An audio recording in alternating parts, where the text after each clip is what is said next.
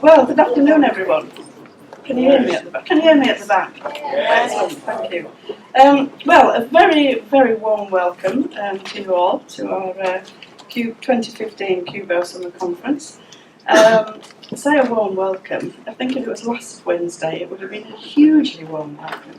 And travelling up from Leicester this morning, I think it was getting chillier and chillier as we went further north, which was slightly unexpected. But I do hope you enjoy the conference and you find it inspiring and energising. There are a few familiar faces in the audience, and I must say it's quite exciting for me to come back to a CUBO conference now and just see all my friends here. It's just wonderful to see everybody. And some new faces too. We've just met in our new members introduction. So I do hope if you are a long-serving member of CUBO, you will make our new members welcome through the next couple of days. And we also have some international visitors, which I think Rich is going to introduce later in the afternoon, but a very warm welcome to our international visitors too.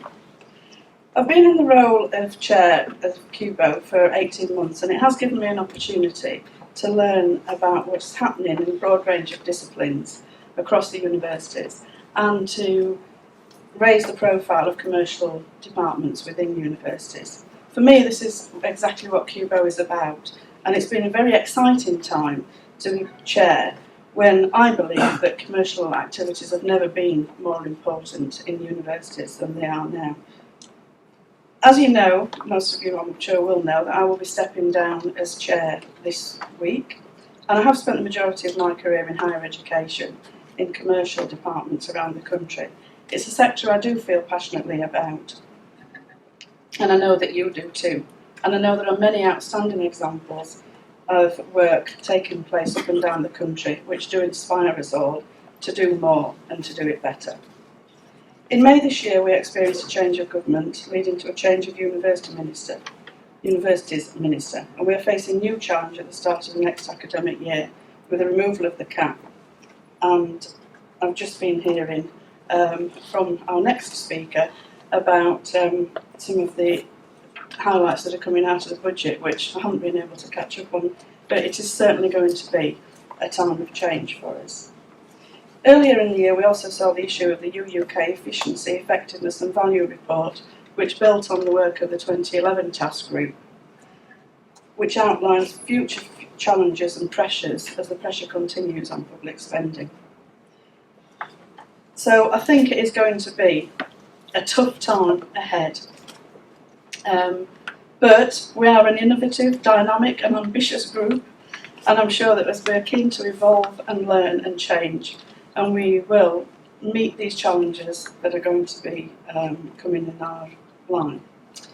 So it feels entirely appropriate that our summer conference should be entitled Change, Challenge and Opportunity. We have a fantastic programme lined up for you, and I do thank everyone who has put the programme together, because I know drawing together these conferences are not easy and do require a huge amount of work. So particular thanks to Catherine Anderson, to Alison Smith and to the team at Liverpool who have worked so hard to produce for us what I'm sure will be an excellent conference. So I'm now delighted to hand over to Professor Gavin Brown, who is the Pro-Vice-Chancellor for Education here at Liverpool. He joined the university in June and has spent his previous career at Lancaster. We've got a link there because our new Vice-Chancellor is just come to Leicester, is a graduate of Lancaster. Gavin's responsibilities include developing the university's widening participation strategy and ensuring the quality of academic standards and for the provision of an innovative and high-quality student experience. Thank you, Gavin. Good afternoon, everyone. It's my great pleasure to welcome you all at the CUBO conference here to the University of Liverpool, the founding red brick university. As Francis says, I've only just joined. This is my 39th day in post. I'm living on campus. Well done, Jenny. Your facilities are fantastic. And I've have the honour of being Pro-Vice-Chancellor Education here. And when I was asked to do this welcome speech, I started to try and find out a bit more about my new university and think about what makes a university successful. And I started to ask myself some questions. So, is it that the university has a lot of globally recognised research? Well, Liverpool, like many of your universities here, did well in the REF. 81% of our research is world leading or internationally excellent. Is it having a track record of Nobel Prize winners? If you get the question in the pub quiz, I'm sure you'll have a pub quiz at some point, we've got 9 here at Liverpool. Is it a track record of innovative educational programmes? We have several here at Liverpool, including architecture, which was the first professionally accredited architecture programme. Is it being international? We've got about 7,000 international students on campus here and about 10,000 studying online in all parts of the world. Or is it receiving vibrant and positive social media feedback from current and prospective students? As you've probably guessed, the first of those that I've mentioned, I think Liverpool have done pretty well. 5 years ago, this university really struggled with the latter. Student applications were fairly weak, feedback wasn't anywhere near as good as we wanted, and poor accommodation quality was cited as one of the key reasons why students were declining Liverpool. I was told this morning, in 2010, only 9% of our accommodation was en suite, way behind what the sector was offering.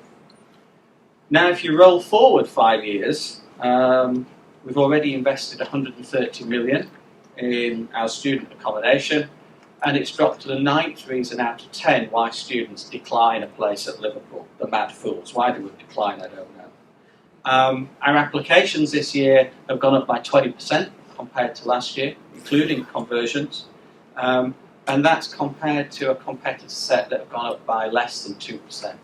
And of course the sector overall has declined by a little bit. So, taking the theme of this conference, 5 years ago we certainly knew what was wrong and we knew what we wanted to change. The challenge then was to raise 250 million to build new accommodation, and we had, in order to do that, we had to persuade our university council to spend it. So we not only had to raise it, but we had to spend it on the right things.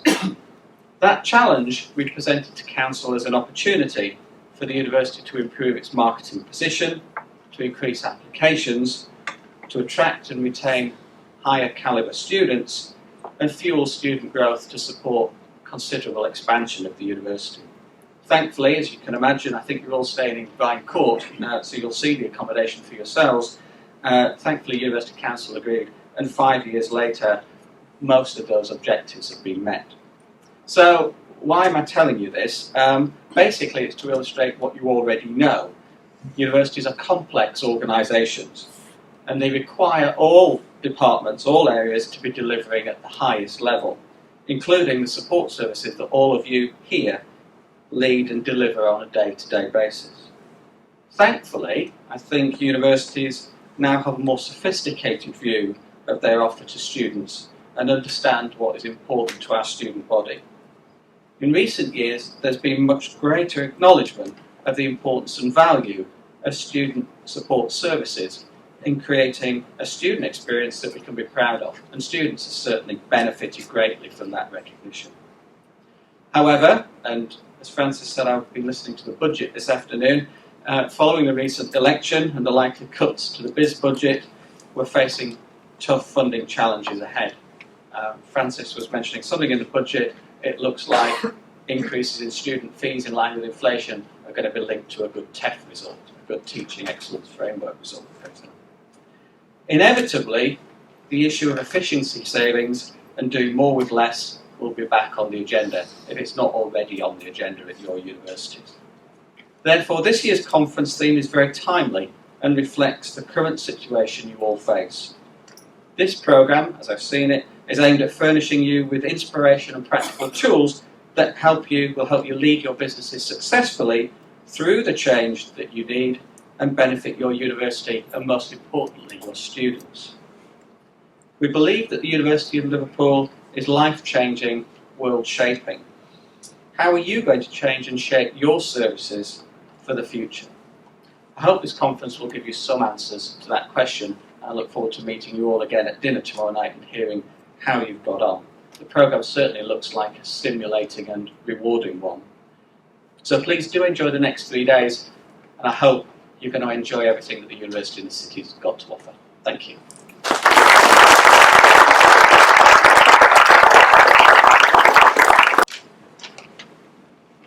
Well, good afternoon everybody. Are we awake after our long journeys here? That's the question. Well, customer experience is one of the hottest topics for senior executives today. Customer whisperers work with many UK big brand names. They have expertise across sectors and are ambassadors for the Institute of Customer Service. Showcasing customer experience as our opening keynote at CUBO 2015 demonstrates that this sector is making it a priority too. And here to explain how we meet the challenge of moving from good to great and to be the best is Nicola, Eaton, Sawford of Customer Whisperers. Please welcome her aboard.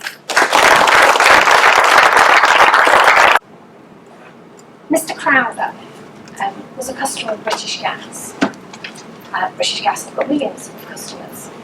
And Mr. Crowther came to British Gas's attention because he scored them a 0 out of 10 when they asked feedback on the service that they provided. The policy at British Gas at the time was any customer that scored them under a 3 would get a telephone call. And the telephone call would try and establish what the root of the problem was, what they needed to do to fix it, and what they needed to learn from it.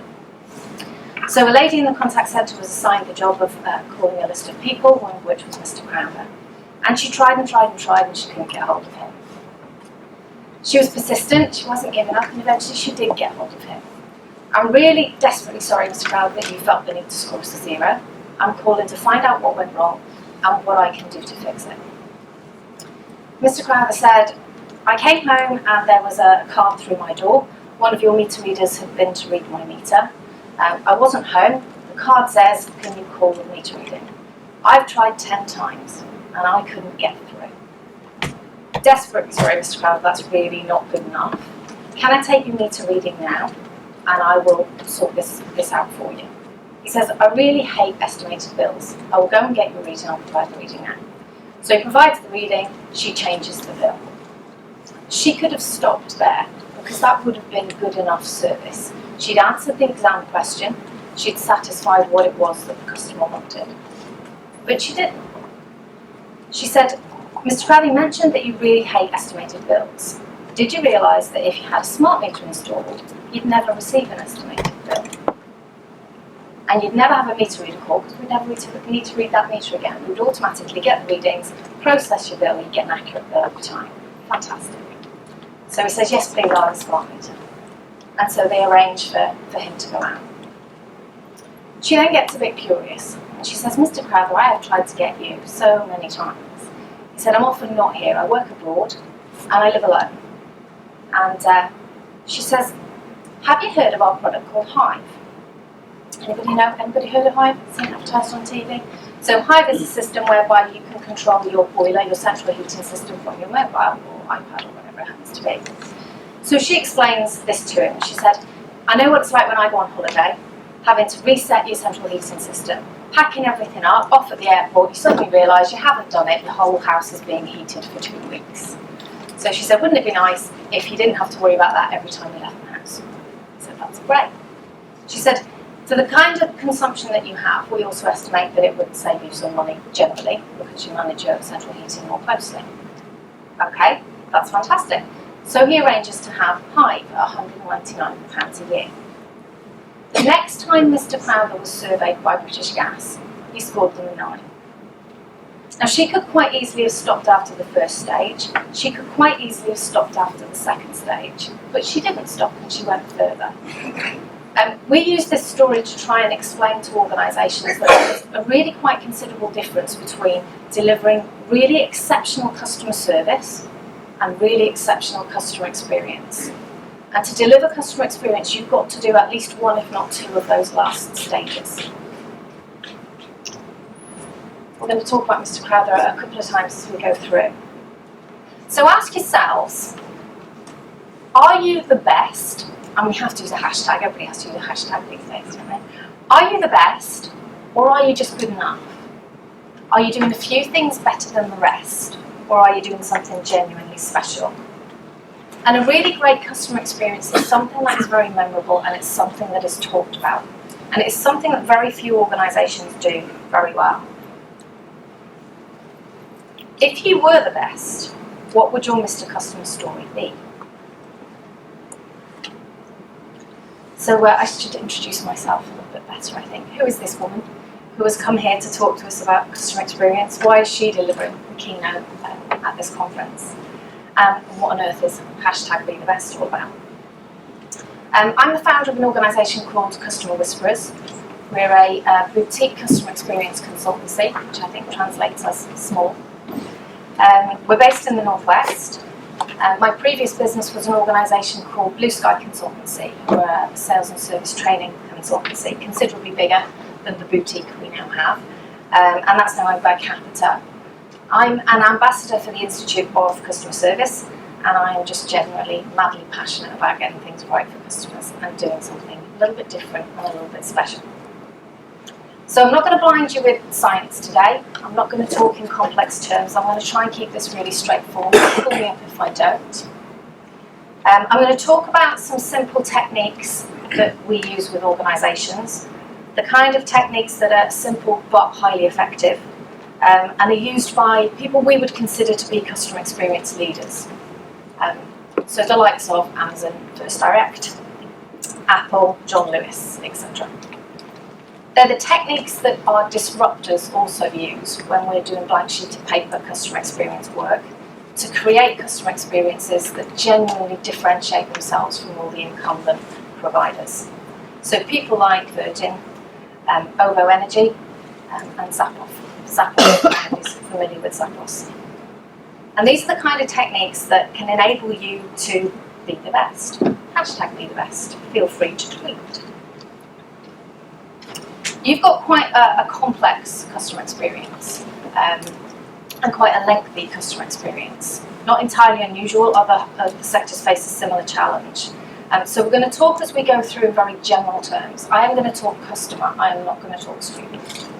And I talk customer because we work across a whole range of sectors, and it means I actually say the right word in the right context. So the first challenge we always face is making the business case. And we always have a mixed group of clients on our board, some of whom are real supporters of this and really get it, some of whom are real doubters and cannot see the tangible benefits in investing in customer experience. So I've just got a couple of really simple slides that I want to share. We like simple, we don't like complex. Complex is expensive. Does anyone here use Net Promoter Score? Hands up, how many? Okay, half-ish? Okay. If you haven't, if you don't use Net Promoter yourself, you certainly will have experienced Net Promoter Score. It's where you're asked the question, so how likely are you on a scale of 1 to 10 to recommend this organisation to friends or family? So this is a Net Promoter type survey done by the Harvard Business Review, done at the end of last year, and it's nice and straightforward, and that's what we like about it. So what the Harvard Business Review concluded, which is no different to most other research around the impact of improving customer experience, is those customers who are really happy with the experience that they've had with you will spend more with you, and will spend twice as much more with you. Those customers who are in a membership type scenario, so the likes of your gyms, magazine subscriptions, that kind of thing, are more interested in tenure. And those customers who are very happy with an organisation will stick around roughly 4 times longer than those customers who are very unhappy with an organisation. We don't much like maths at Customer Whisperers, it's not really our thing. So when we come to do a business case, we try and keep it really short and sweet. And if we can get away with just doing the business case based on those 2 things, then that's what we do. We don't much like the word satisfaction. And the reason we don't like the word satisfaction, and it's become very commonly used, is satisfaction means very different things to different people. So I can be satisfied and I can just be barely satisfied, that was just enough. Or I can be satisfied and I can be almost thrilled. It's too large a range. So we use the term happy, which is quite a light term. We use lots of other terms as well, but something other than satisfied works better. If we have to go further with a business case, the things that we look at next are things like advocacy, recommending new customers, introducing new customers, ability to reduce marketing spend, employee satisfaction, which is intrinsically linked in most cases with customer satisfaction, employee retention and reduction in recruitment and training costs, reduced price sensitivity, increased propensity to feedback and collaborate, which means we can develop new products and services at reduced R&D cost, and we can identify flaws in our own processes and eliminate error. There's also a piece of Forrester's research that's quite interesting if you have a look, Forrester's research 2013, and it talks about good customer experience trumping price when you're trying to achieve loyalty. I'm not going to talk too much about it today because we're quite time constrained. So we keep the business case simple.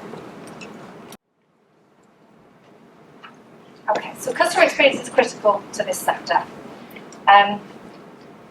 You've got a long and very varied experience. There's lots of different attributes, and that makes it interesting, but it also means there is tons of opportunity for differentiation. There are so many things that you could potentially do. And when I say so many things you potentially do, not necessarily expensively. The customer experience needs to be designed, and the processes and policies need to support the experience, not the other way around. And systems need to support the experience, not the other way around. Cultures can change. We've got examples of clients who use real-time customer feedback who can change behaviour instantaneously. So, holding for time, a couple of minutes, we right? North East Water Company implemented a system that got customer feedback immediately after an interaction in their contact centre. And they didn't know what to do with what they got. So here was some really useful verbatim feedback from customers. We don't know what to do with it, we don't know how to handle it. So they decided what they were going to do was they were just going to email it each night to each of the agents who'd spoken to those customers. So you get a little set of the customers that you'd spoken to, how they scored you and what they said about you. And the uplift in performance was bigger than any change program they'd ever implemented. So we've also got lots of clients who say, oh, Nikki, we can capture all this feedback and we do what you say around 10,000 interactions a day, let's learn something. But what do we do with the learning? How do we bring it all together and report on it? Maybe sometimes you don't have to. It's useful, but actually you can get a benefit from just exposing people to it and they'll make their own changes. It's really powerful. So I'm going to leave you with a question. To #BeTheBest. What would your Mr. Crowther story need to be? Thank you.